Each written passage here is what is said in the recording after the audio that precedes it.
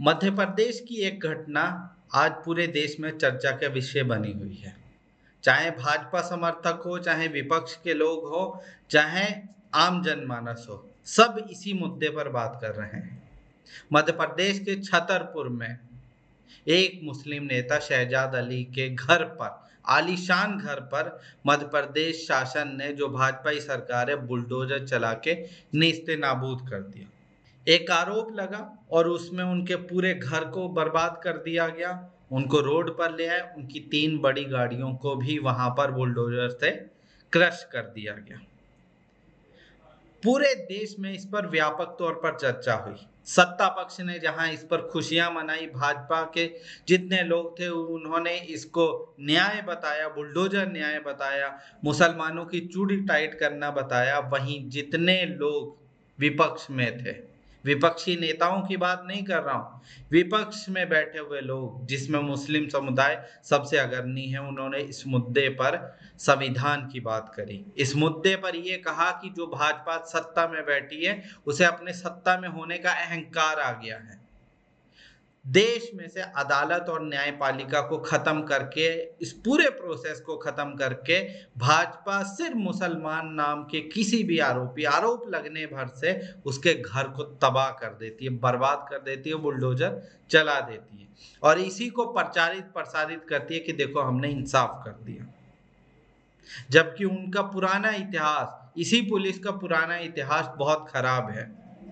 कितने मुसलमानों के घर को उन्होंने इसी बुलडोजर न्याय के नाम पर तोड़ दिया, मगर बाद में पता चला वो सभी बेगुनाह साबित हुए। कुछ महीने जेल काटी, अपना घर बर्बाद होते देखा और उसके बाद वो बेगुनाह आरोप से मुक्त हो गए। कोई सुनवाई नहीं, कोई दोषी नहीं, कोई उस पर माफी नहीं। इस पूरे मुद्दे में जो मध्य प्रदेश के अंदर हुआ, सबसे अफसोसनाक चीज ये थी कि विपक्ष की तरफ से, खास तौर पे मध्य प्रदेश में जो विपक्ष है, कांग्रेस, उसकी तरफ से इस मुद्दे पर एक भी बयान नहीं आया था। कोई बयान नहीं दिया था मध्य प्रदेश कांग्रेस के किसी भी बड़े छोटे नेता ने। ऐसा लग रहा था कि मुसलमानों के घरों पर चलने वाले ये बुलडोजर पर उनकी खामोशी है, मौन सहमति है। खास बात यह है कि जिस शहजाद अली के घर पर यह बुलडोजर चला था, वो शहजाद अली कांग्रेस पार्टी के ही कार्यकर्ता और उपाध्यक्ष थे।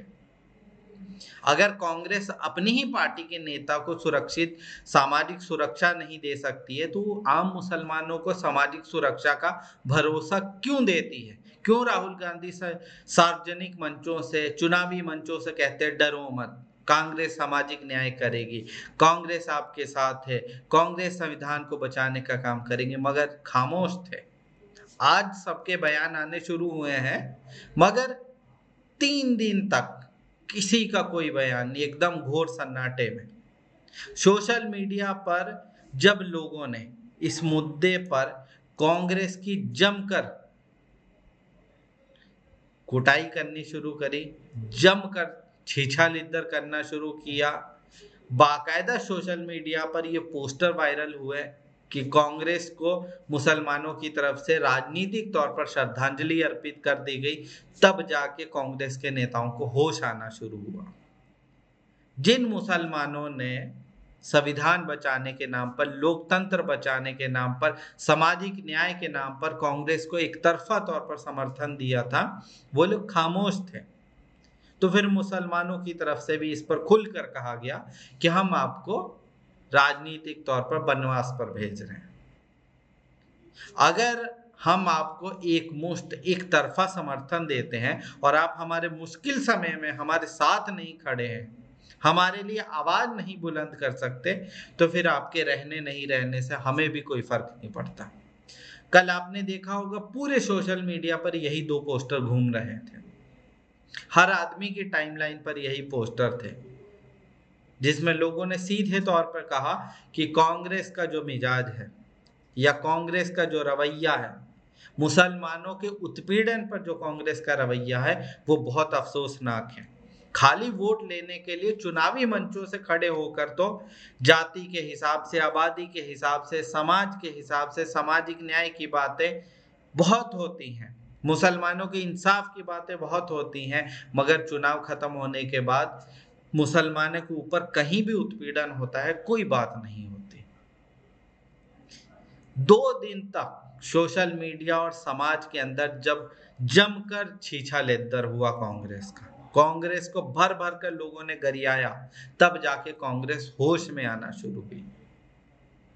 सवाल सिर्फ यहाँ पर कांग्रेस से नहीं है, सवाल तो उन मुस्लिम राजनेताओं से भी है जो लोकसभा, राज्यसभा और विधानसभाओं में मुसलमानों की नुमाइंदगी के ऊपर बैठे हुए हैं कि आप कहां पर हैं।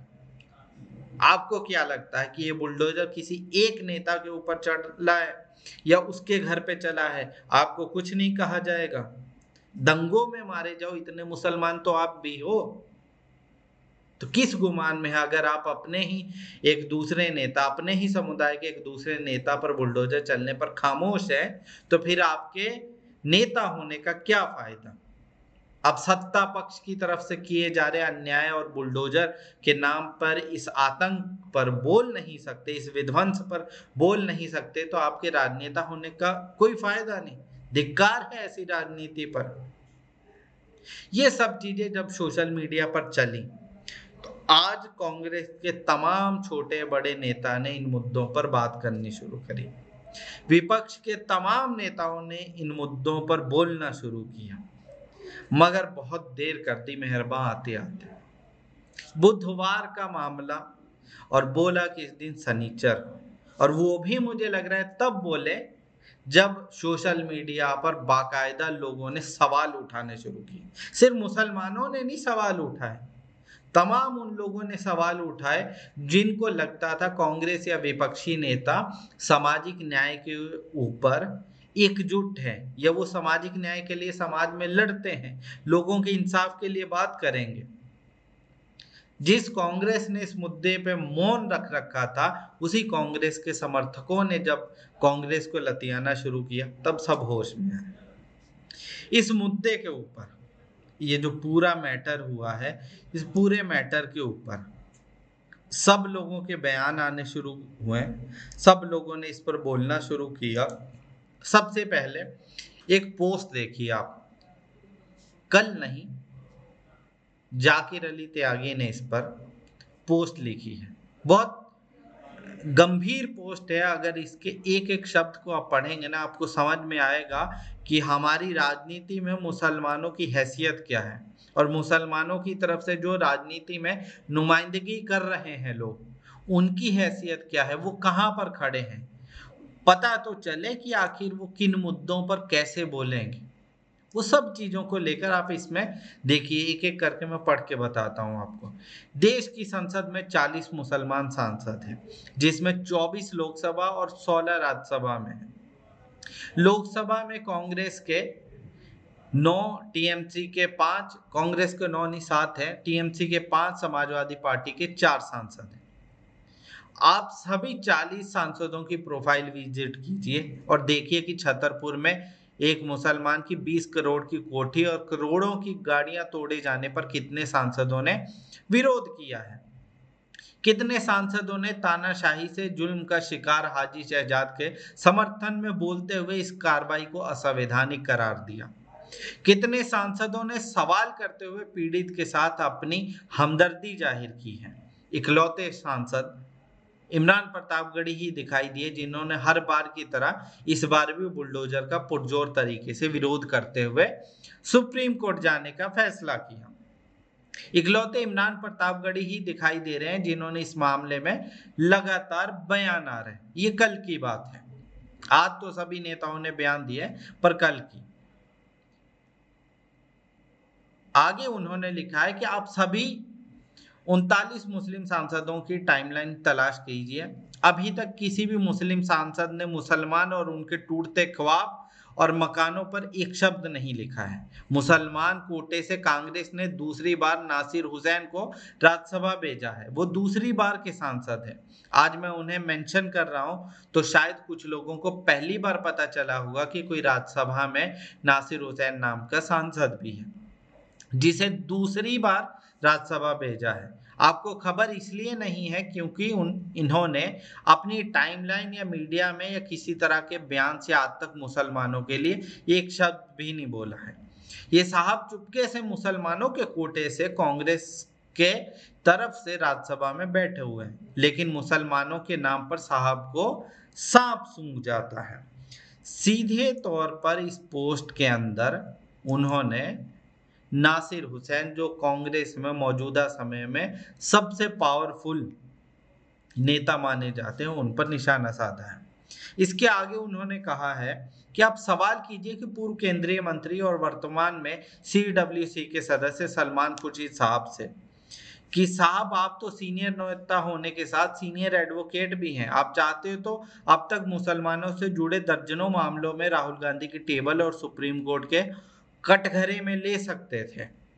आपकी चुप्पी पार्टी की नजरों में आपको कैद करके मार रही है, आप गुलाम बन रहे हैं, इसलिए कांग्रेस मुसलमानों पर चुप है। यूपी ने इस बार 5 मुस्लिम सांसद दिए, जिसमें गाजीपुर, सहारनपुर, कैराना, संभल, रामपुर से बनने वाले सांसद भी बुलडोजर पर चुप हैं। सोशल मीडिया पर चर्चे थे कि पढ़े लिखे सांसद आ रहे हैं, संसद को हिला कर रख देंगे।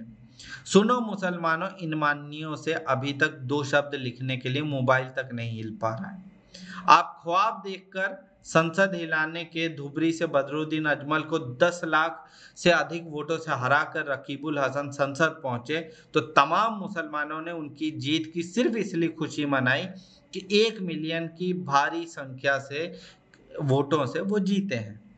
क्या हुआ इस खुशी का? भले रकीबुल 10 लाख की जगह 10 वोटों से जीतकर संसद पहुंचते, लेकिन कम से कम मुसलमानों के मामलों में अपने सिले हुए लबों से धागा तोड़कर बोलते तो अपनी भी खुशी की ठिकाना नहीं रहता।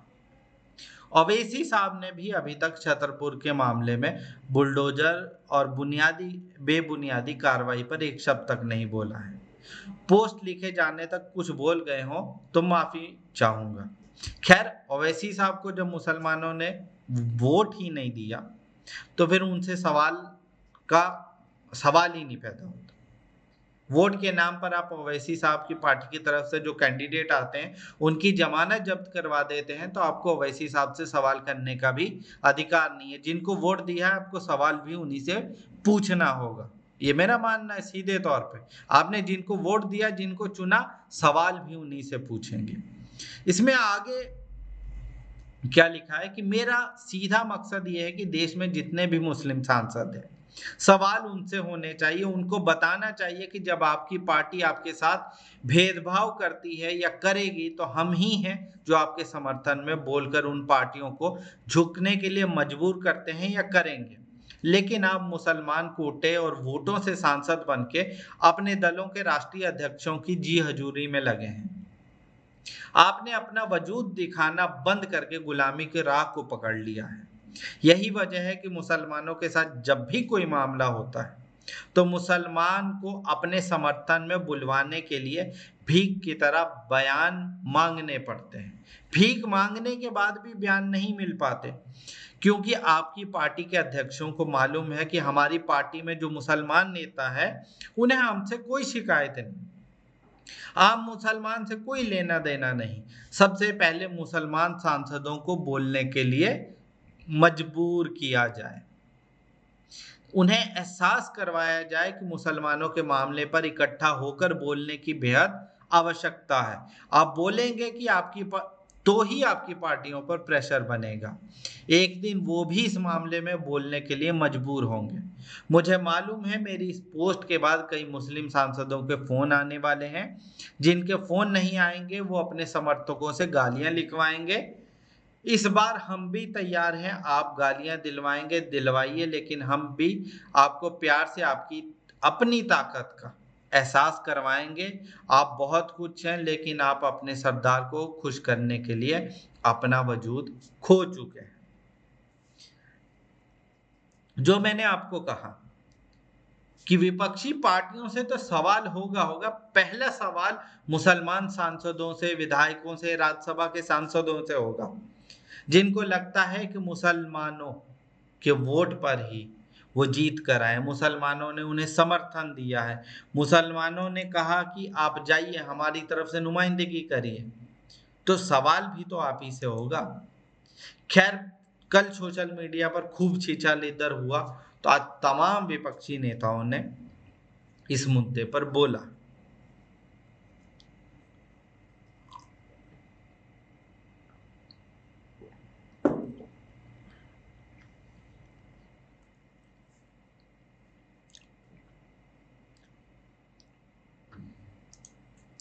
इन नेताओं ने क्या बोला है उसको भी समझ लीजिए।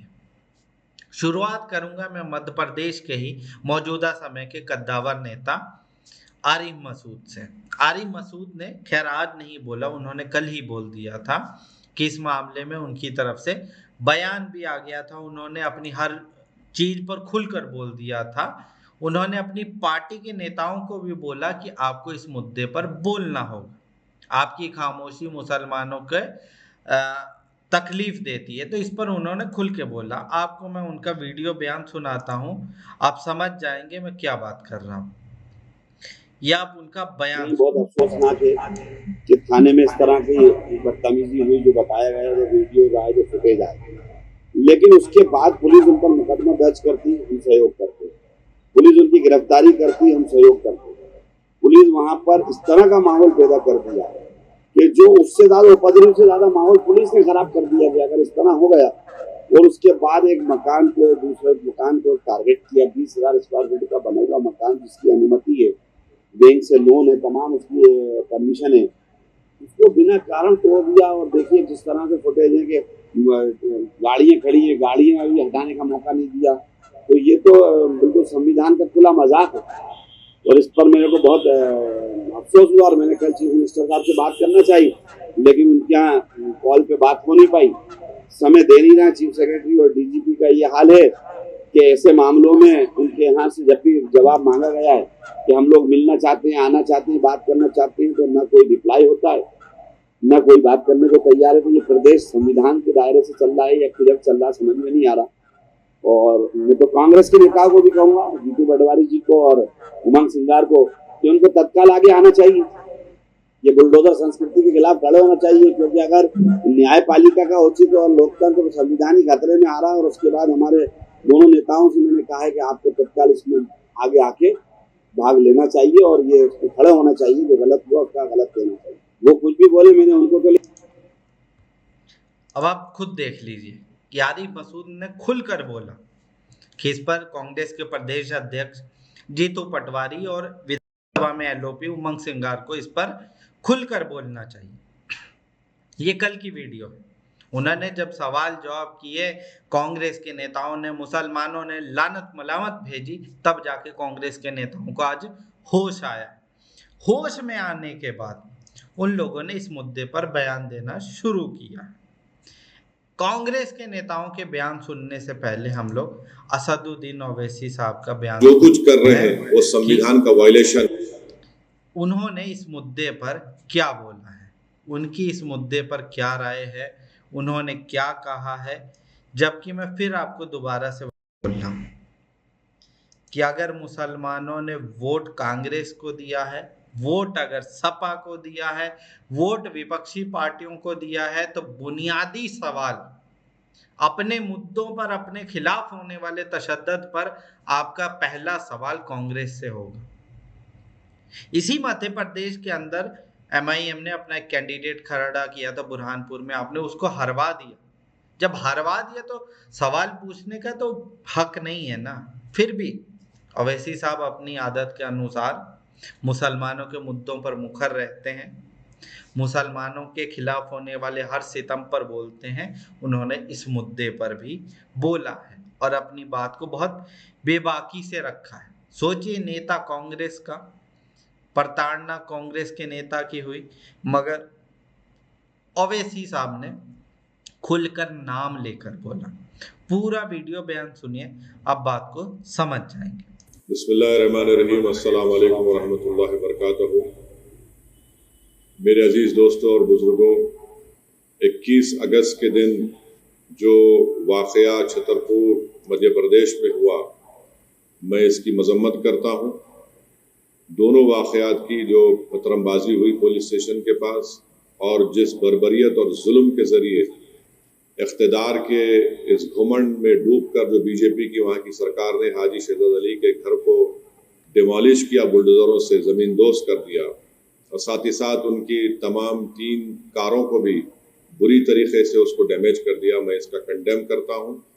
मैं अभी हाजी शहजाद अली का एक वीडियो देखा हूँ जिसमें उन्होंने कहा कि उस दिन वो और वहाँ की जो जिम्मेदार तंजीम अंजुमन सदर, वहाँ के उलमा जाकर जो रिप्रेजेंटेशन किए, किस बात का रिप्रेजेंटेशन किए कि एक मलून शख्स ने अपनी गंदी ज़बान के ज़रिए हमारे रसूल मोहम्मद सल्लल्लाहु अलैहि वसल्लम की शान में गुस्ताखी करने की कोशिश की। और जब वहाँ पर वो लोग रिप्रेजेंटेशन दे रहे थे, जिसमें additional SP, deputy collector, SDM साहब भी थे, तो फतरमबाजी शुरू हुई। डिप्टी कलेक्टर, एसडीएम साहब ने हाथ पकड़कर, हाजी शहजाद अली अपनी वीडियो में कह रहे हैं कि उनसे कहा कि आप आकर जनता को समझाइए। उन्होंने समझाया, फतरमबाजी उन पर भी हुई। उसके बाद एक मंसूबबंद तरीके से 20,000 स्क्वायर फुट पर बना हुआ ये घर, जिसका परमिशन है उनके पास, वो कह रहे हैं, उसको डिमोलिश कर दिया गया। अगर परमिशन नहीं भी था तो क्या वहाँ की अथॉरिटीज़ को ये जिम्मेदारी नहीं है कि वो सुप्रीम कोर्ट का जजमेंट है दिल्ली डेमोलिशन पर कि ड्यू प्रोसेस को फॉलो किया जाए? क्या उन्होंने नोटिस दिया? नहीं दिया, और फौरन बुलडोज़र के ज़रिए उनके घर को तोड़ दिया गया, ज़मीन दोस्त कर दिया गया। और उसके बाद वहाँ पर मध्य प्रदेश की छतरपुर की पुलिस चंद एलिज लोगों, 21 को गिरफ्तार करके उनकी बेइज्जती करती है, रोड पर उनको चलाती है और उनके ज़बान से नारे लगवाती है। मैं ये कहना चाहूँगा कि सरकारें चलती हैं तो रूल ऑफ लॉ से चलती है, रूल ऑफ मॉब के ज़रिए नहीं। जो कुछ वहाँ पर हुआ रूल ऑफ मॉब के मुजाहरे हो रहे हैं। और बीजेपी की सरकार को, बीजेपी के लोगों को बताना चाह रहा हूँ मध्य प्रदेश के, कि आज इख्तिदार और सत्ता आपके पास है, कल आपके पास नहीं रहेगी। तो क्या जो सरकार आएगी, जनता उनको हटाएगी, तो क्या वो सरकार आपके जिम्मेदारों को, उनके घरों को तोड़ दें बुलडोजर के जरिए, आपके चेहरों को काला कर कर आपको रोड पर परेड करवाएं? आप जो कुछ कर रहे हैं वो संविधान का वायलेशन है। नरेंद्र मोदी बहैसियत वजीर आजम, प्रधानमंत्री, पार्लियामेंट में संविधान को चूमते हैं और चूमने का ड्रामा करते हैं, और वहां पर बीजेपी की सरकार संविधान की धज्जियां उड़ा रही है। किसी के घर को डिमोलिश कर दिया जाता है, किस बुनियाद पर? क्या ये सिविलाइज सोसाइटी के मुजाहरे हो रहे हैं? बल्कि हम ये देख रहे हैं कि एक state sponsored communalism Madhya Pradesh में किया जा रहा है, सिर्फ एक ही फिरके के खिलाफ। चाहे उनके घर को तोड़ दिया जाता है, कभी एनकाउंटर के नाम पर गोलियां मार दी जाती हैं। ये आखिर कब तक चलेगा? और मुझे यकीन है कि कोर्ट के पास ये मसला जरूर जाएगा, वहाँ के जिम्मेदारों ने बताया है, और कोर्ट से इंसाफ होगा। जो सरकार डेमोलिशन के जरिए सत्ता चलाती है, वो याद रखें, आप किसी गरीब का घर तोड़ रहे हैं। इंशाअल्लाह वक्त आएगा जब इसी अवाम अपने वोट के जरिए आपकी हुकूमतों का डेमोलिशन करेगी। देखिए, अब इस मुद्दे पर असदुद्दीन ओवैसी ने कितनी बेबाकी से बोला, हर वो बात स्पष्ट कर दी, भाजपा को कटघरे में खड़ा कर दिया, कांग्रेस को भी बता दिया, हर चीज करी, उस मुस्लिम नेता के लिए खड़े रहे। इस पूरे बुलडोजर अन्याय के खिलाफ खुलकर बात करी उन्होंने, हर चीज साफ स्पष्ट बोली। अब सुनते हैं कि जीतू पटवारी जो प्रदेश अध्यक्ष हैं, उन्होंने इस मुद्दे पर क्या बोला है। कल तक वो इस मुद्दे पर ना कोई ट्वीट, ना कोई बयान उनकी तरफ से कुछ आ ही नहीं रहा। ऐसा लग रहा था कि इतनी गहरी नींद में सोए हुए हैं कि उनके साथ ही परसों प्रोटेस्ट करने वाले एक विधायक आरिफ मसूद को इस मुद्दे की हर खबर है, मगर जीतू पटवारी को कोई खबर नहीं। जबकि आरिफ मसूद बोल रहे हैं कि मैंने एक एक चीज उनको बताई है। आखिरकार आज उनकी भी नींद टूटी, दोपहर बाद टूटी, और उन्होंने इस मुद्दे पर बात करी। और क्या बोले हैं वो भी आप सुन लीजिए। जीतू पटवारी इस मुद्दे पर क्या बोलकर गए हैं, सुनिए आप ध्यान से। संवैधानिक होना चाहिए, इसकी कांग्रेस पार्टी ने कभी विरोध नहीं किया, पर शांति के शांति की बात बताकर दहशत फैलाना, ये कोई अच्छी सरकार की परंपरा नहीं है। जहाँ तक प्रश्न है छतरपुर की घटना का, जो अपराधी है उन पर कार्रवाई हो, पर न्यायालय के, संविधान के नियमों की का भी तो उल्लंघन न हो। क्या लॉजिक है, क्या कारण है कि जायसवाल का घर गिरा दिया गया उज्जैन में? क्या कारण है कि एक यादव परिवार का घर गिरा दिया मुरैना में? ग्वालियर में ऐसी घटना हुई। क्या कारण है कि मध्य प्रदेश में सैकड़ों घर गिराए जा रहे हैं? जरूर कानून को अपना काम करना चाहिए, पर न्यायपालिका, संविधान को पालना करना चाहिए। जिस तरीके से मध्य प्रदेश में दहशत बनाकर बीजेपी के एजेंडे पे काम करना चाहते हैं। नेचुरल और स्वाभाविक है कि उनको अगर वो अपनी आदत सुधारे तो ठीक, अन्यथा मानव अधिकार आयोग में भी जाएंगे, सुप्रीम कोर्ट में भी याचिका लगाएंगे कि आखिर सर्विस बुक का भी पालना होनी चाहिए नहीं होनी चाहिए। आखिर इस तरह की दहशत बनाकर कैसे अच्छी सरकार या अच्छा प्रशासन चल सकता है? आप पुलिस का कितना बड़ा फेलियर है कि जब घटना होनी थी तो आपका इंतजार क्या कर रहा था? क्या लॉजिक था कि आपको पहले पता नहीं चला? तो मैं मानता हूँ पुलिस को सजग होना चाहिए और बीजेपी के एजेंडे पे काम करना बंद करना। अब सोचिए, इसमें भी जीतू पटवारी खेल गए। मुसलमान असल में अल्टीमेट टारगेट है भाजपा का। किसी दूसरे समुदाय की एक इंसिडेंस बताइए जिसमें उनको टारगेट किया जाता हो।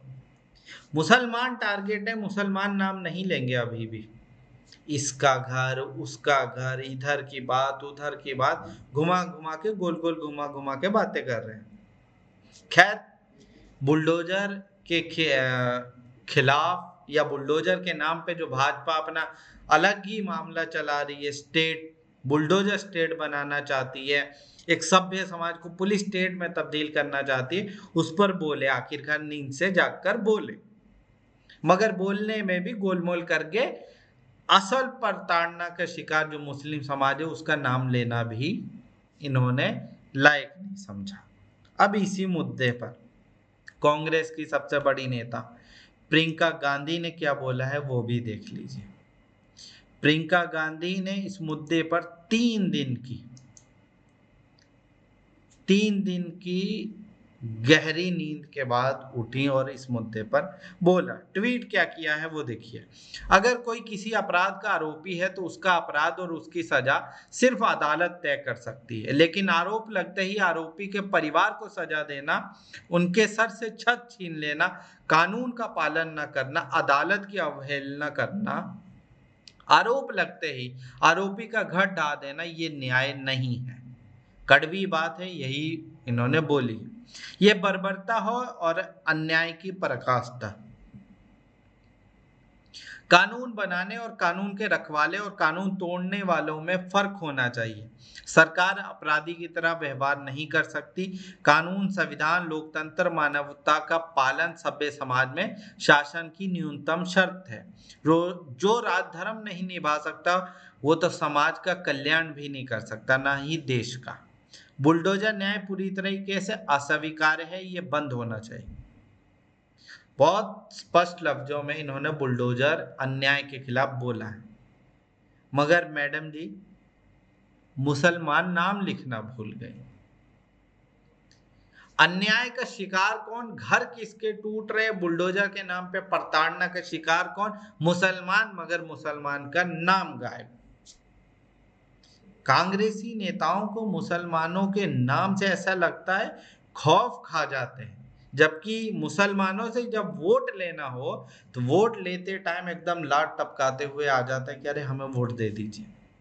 तब कोई मुसलमान नाम लेने में कोई हिचकिचाहट नहीं।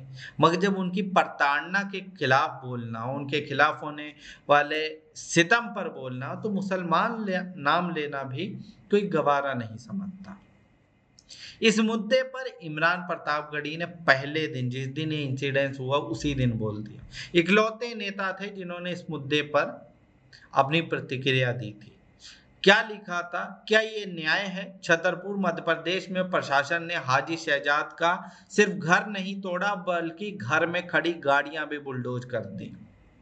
नरेंद्र मोदी जी, क्या आपकी सरकार संविधान से चल रही है? क्या आपके मुख्यमंत्री आपका सबका साथ सबका विकास के नारे को बुलडोजर के नीचे नहीं कुचल रहे हैं? बहुत तीखे सवाल थे जो उन्होंने पहले दिन ही पूछे थे। कांग्रेस की तरफ से इकलौते नेता थे जिन्होंने पहले दिन ही इस मुद्दे पर मुखर होकर बोला। आज आम आदमी पार्टी की तरफ से संजय सिंह भी इस मुद्दे पर खुलकर बोले। क्या बोले हैं? दुनिया का सबसे बड़ा लोकतंत्र अब बुलडोजर तंत्र में बदल चुका है। अब हाई कोर्ट, सुप्रीम कोर्ट, कानून, संविधान सबसे ऊपर है भाजपा का बुलडोजर। बस इतना याद रखना चाहिए, बुलडोजर बहुत बेवफा है, किसी का सगा नहीं। ना यूपी का, ना एमपी का, ना अयोध्या का, ना छतरपुर का। इशारों इशारों में इन्होंने ये कह दिया कि जब वहां के लोग चाहेंगे तो आपको वोट नहीं देंगे, आपकी सरकार बदल जाएगी, फिर बुलडोजर आपके घरों पर बदले की नीयत से चलेगा, तब आपको इस दर्द का एहसास होगा। डायरेक्टली उन्होंने बोला। इस मुद्दे पर जो सबसे अफसोसनाक जो चीज मुझे निजी तौर पे लगी थी कि दिग्विजय सिंह को मध्य प्रदेश में सबसे सुलझा हुआ नेता और सर्व समाज का नेता माना जाता है, मगर दिग्विजय सिंह 2 दिन तक इस मुद्दे पर खामोश रहे। मुझे लगा ये बहुत तकलीफदेह था। खैर, उन्होंने भी इस मुद्दे पर फिर खुल के बोलना शुरू किया। आज उन्होंने भी इस मुद्दे पर ट्वीट किया है, देखिए क्या बोले हैं। मैं बुलडोजर संस्कृति के खिलाफ हूं। आरोपी को दंड मिलना चाहिए, लेकिन दंड देने का अधिकार अदालत को है, किसी भी प्रशासकीय का अधिकारी या एमपी एमएलए साहब को नहीं है। छतरपुर में शहजाद अली का मकान पुलिस द्वारा पथराव करने के कारण तोड़ा गया या अतिक्रमण करने के कारण तोड़ा गया, इस बात का प्रशासन को खुलासा करना चाहिए। झारखंड में भी भाजपा वालों ने पुलिस पर हमला किया, क्या अब वहां पर बुलडोजर एक्शन होगा? अब इस मुद्दे को समझ लीजिए। कल रांची में एक मामला होता है, भाजपा वाले एक प्रोग्राम कर रहे थे, अचानक से वो रैली निकालने लगते हैं, पुलिस उनको रोकती है। यही भाजपा वाले जो बुलडोजर की बातें कर रहे हैं, जो मध्य प्रदेश में कह रहे पुलिस पर हमला हुआ, इसी भाजपा के कार्यकर्ताओं ने, जिसमें विधायक भी शामिल थे, रांची पुलिस के ऊपर पत्थरबाजी की, जिसमें पुलिस अधिकारियों के अनुसार, पुलिस प्रशासन के अनुसार, कमिश्नर के अनुसार 6 से 7 पुलिस वाले गंभीर रूप से जख्मी हुए। अब बताइए, क्या उनके घरों पर बुलडोजर चला दिया जाए, उनके परिवारों को सड़क पर ले आया जाए? अगर बुलडोजर ही जस्टिस है, बुलडोजर को ही न्याय का पैमाना मान लिया जाए, तब तो कोई भाजपाई नहीं बचना चाहिए जिन्होंने पत्थर फेंके थे। हो जाएगा इंसाफ फिर। अगर बुलडोजर को ही न्याय की परिभाषा मान ली जाए तो पूरा भारत सिर्फ बुलडोजर ही बुलडोजर चलेगा। सब जगह खंडर और ध्वस्त हुई बिल्डिंगें ही दिखाई देंगी, कुछ नहीं बचेगा, सब बर्बाद हो जाएगा, सब ऐसे ही उजड़ जाएगा। मगर भाजपा को अपनी विध्वंसशाली राजनीति से फुर्सत मिले तब न वो अपनी उस नीति के चक्कर में देश की एक बड़ी जनता का भी दिमाग इसी तरीके से खराब कर रही है। क्या कहेंगे इस मुद्दे पर? अब इसके आगे भी देखिए, कुछ और नेताओं ने भी इस मुद्दे पर बोला है। कांग्रेस अध्यक्ष मल्लिकार्जुन खड़गे ने भी इस मामले में अपनी बात को रखा है। उन्होंने कहा है कि बुलडोजर, मैं हिंदी अनुवाद आपको बता दे रहा हूं, कि जो बुलडोजर की प्रक्रिया है ये अमानवीय है और जस्टिस के खिलाफ है।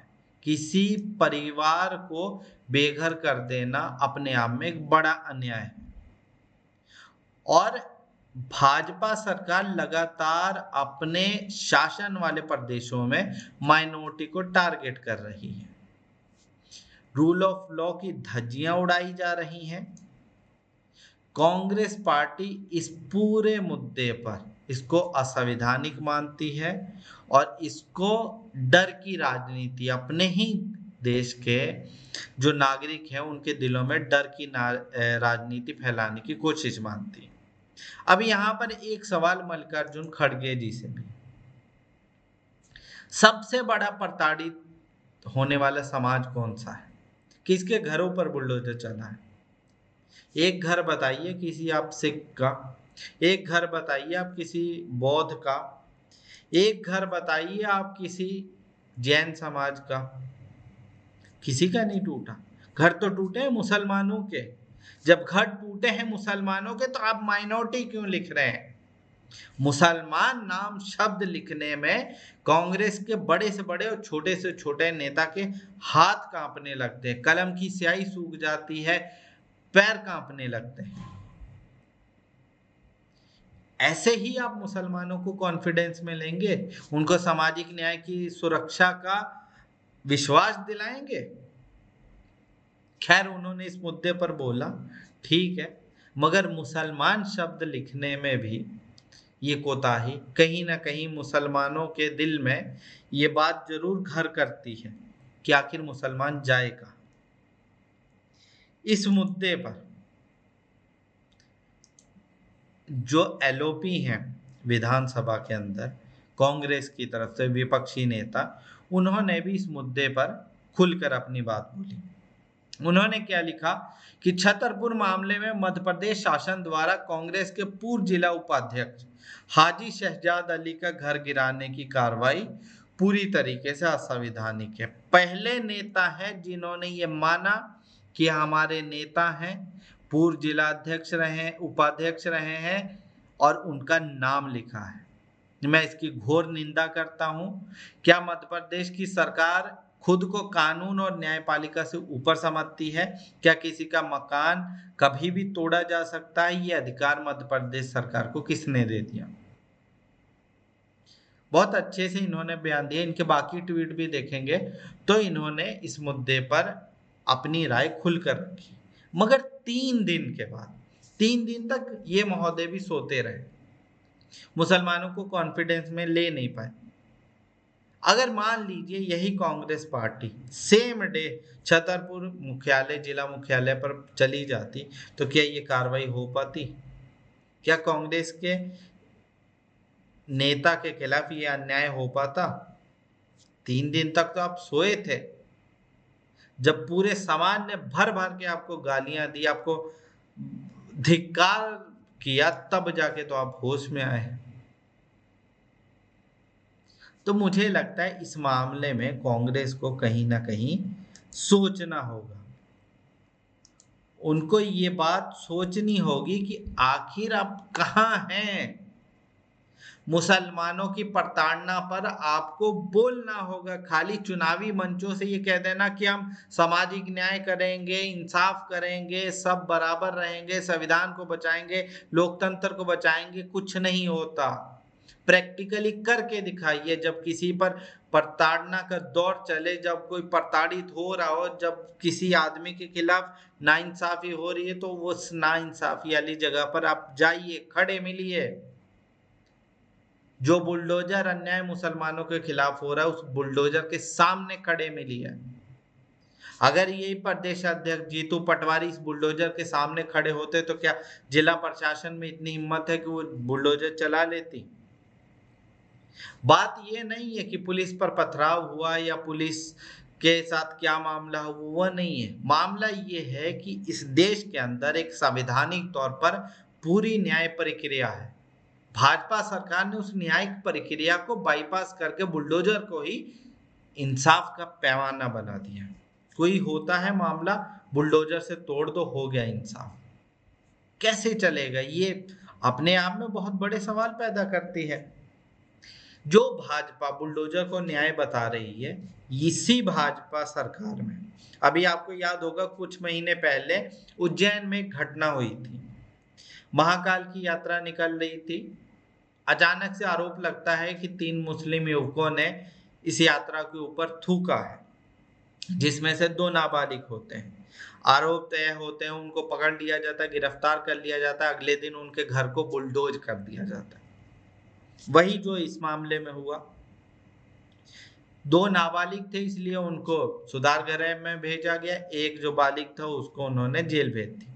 5 महीने के बाद तीनों जिन पर आरोप लगा था वो छूटे, बेगुनाह छूटे। जिनकी बुनियाद पर ये आरोप लगा था वो गवाह अदालत में मुकर गए। उन्होंने कहा कि हमने ऐसा कुछ देखा ही नहीं, हमें तो जबरन पुलिस ने बोला था। अब बताइए कि वो बेगुनाह लोग जिन पर जबरन आपने आरोप लगाया थूक का, उनके घरों को बुलडोज कर दिया, अब उनके घरों को कौन लौटाएगा? उस मानसिक प्रताड़ना का कौन मुआवजा देगा? उस मामले में जिन पुलिस वालों ने ये सब किया था उनके खिलाफ कोई कार्रवाई हुई? उस परिवार को क्या इंसाफ मिला? तो जिस भाजपा सरकार में बुलडोजर के नाम पर बेगुनाह लोगों को फंसाने का पहले से इतिहास रहा, वो ये सब बातें कर रहे हैं। इसी मध्य प्रदेश में खंडवा में 2017 में पाकिस्तान जिंदाबाद नारे के नाम पे 17 परिवारों को गिरफ्तार किया गया था। 6 साल की लंबी कानूनी लड़ाई के बाद, जिसमें से कुछ लोगों ने आत्महत्या भी कर ली थी इस टॉर्चर को सहन न कर पाने की वजह से, बेगुनाह छूटे थे। और जिस व्यक्ति की बुनियाद पर यह सब कांड हुआ था, जिसने आरोप लगाया था, बाद में पता चला उसने निजी दुश्मनी में ये सब किया था। पुलिस का इसमें रोल था। क्या उनके उस बुलडोजर चला के जो घर तोड़े गए थे उसका कोई इंसाफ मिला?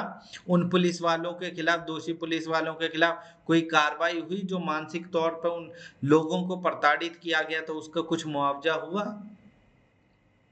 अचानक से सडनली उठते हैं, तोड़ दिया। अब मान लीजिए शहजाद अली कल को बेगुनाह साबित होते हैं, ये घर कौन बनवा के देगा? इस मानसिक प्रताड़ना का बदला कौन देगा? भारत के न्याय में तो ये कहा जाता है कि चाहे 99 आरोपी छूट जाए पर एक बेगुनाह को सजा नहीं होनी चाहिए, पर यहाँ पर तो बेगुनाह को चुन चुन कर सजा दी जाती है। मुसलमान नाम है तो आपको तत्काल आपके घर, कारोबार सबको बर्बाद कर देना भाजपा वाले अपना जन्मसिद्ध अधिकार समझते हैं। और इनसे भी खराब ये विपक्षी नेता कांग्रेस और दूसरी पार्टियों के हैं जो इन मुद्दों पर खामोशी इख्तियार कर लेते हैं। जब पूरा समाज इनको तबीयत से गरिया देता है तब ये होश में आते हैं, तब इनको लगता है कि नहीं, अब हमें बोलना चाहिए। ये पोस्टर अगर कल वायरल ना होते, कल सोशल मीडिया पर इतना छींचा लिद्दर ना होता, इतना आउटरीच ना होता, तो आपको लगता है कि कांग्रेस के इन नेताओं की तरफ से बयान आते? तमाम सांसदों ने जो आज बयान दे रहे हैं, सब आगे आके मीडिया को बाइट दे रहे हैं, ये सब बोलते हैं? कुंभकर्ण की नींद में सोए रहते सभी लोग। मुसलमानों की प्रताड़ना के खिलाफ आवाज बुलंद करने का काम भी मुझे लगता है मुस्लिम समाज को खुद ही करना पड़ेगा। कोई नहीं आएगा आपके समर्थन में।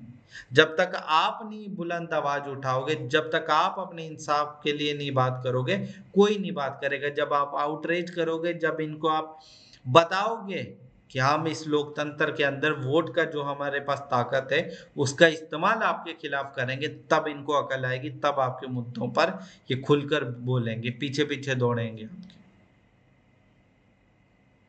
खैर, जो बातें आज कांग्रेस के नेताओं या विपक्षी नेताओं ने बोली हैं, कितना अच्छा होता अगर यही बातें सेम डे होती।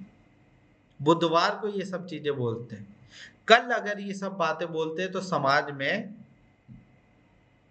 सुरक्षा की भावना और विश्वास पैदा करता, मगर नहीं।